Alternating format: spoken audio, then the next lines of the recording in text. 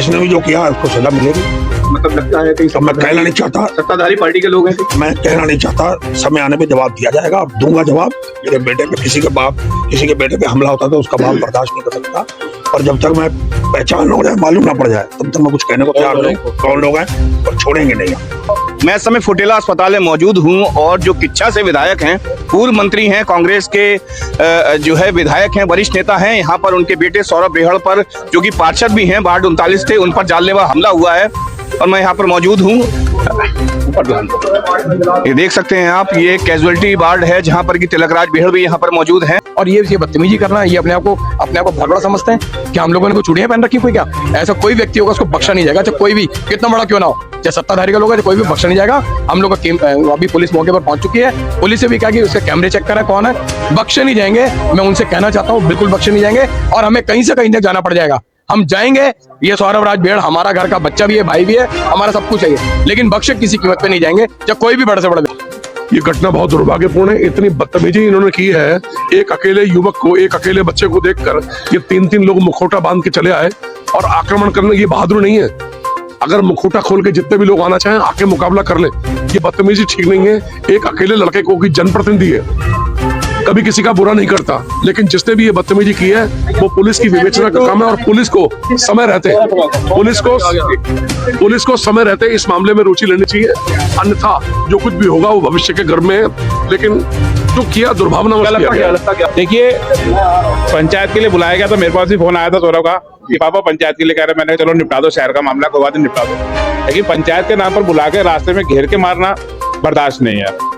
अगर हम अपनी पे आ गए तो प्रशासन पुलिस कुछ भी कर ले, जितना मर्जी कुछ कर ले, पीछे नहीं हटेंगे। बदमाशी में हम बहुत बड़े हैं, कोई कम नहीं है। 6 महीने की पहले भी जेल काट के आया हूँ, वो पब्लिक के लिए काट के आया हूँ।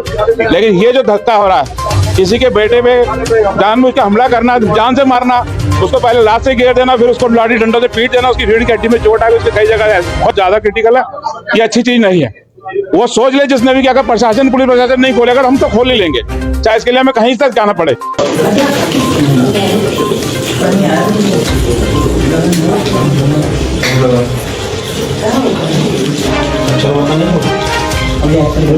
आपने लग रहा मुझे दूसरा जाता है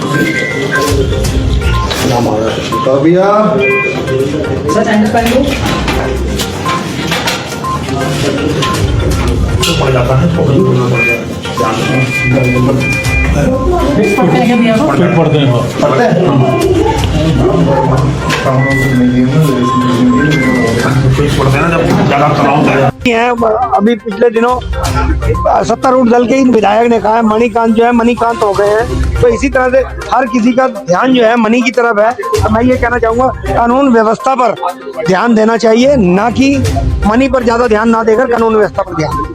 कोई भी दोषी बख्शा नहीं जाएगा।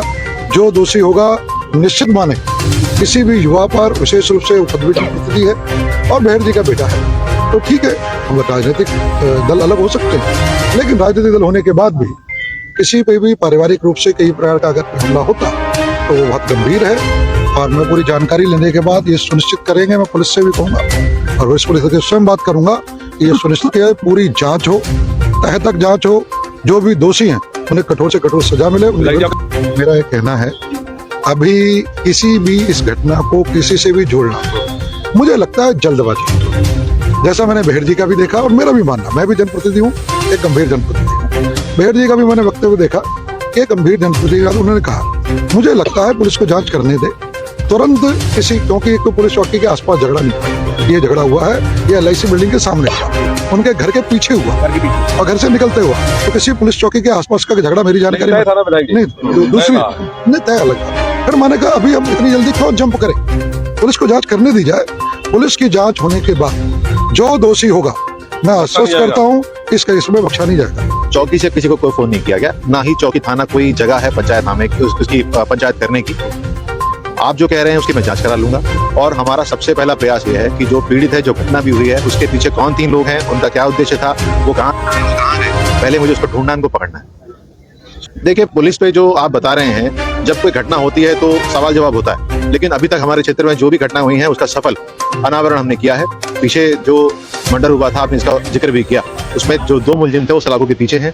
हमारा प्रयास है कि क्षेत्र में अमन चैन बना रहे, यदि कोई ऐसी घटना होगी तो उसका उचित क्या कहते हैं उस पर कार्रवाई की जाएगी और यहाँ पर सब शांति रहेगी। तो इसमें पूरी सरकार भी सजग है, माननीय मुख्यमंत्री जी स्वयं संज्ञान ले रहे हैं और जो भी दोषी हैं वो छोड़े नहीं जाएंगे, बख्शे नहीं जाएंगे, उन्हें सजा मिलेगी और जिसने भी कारायना हरकत की है उसकी निंदा कर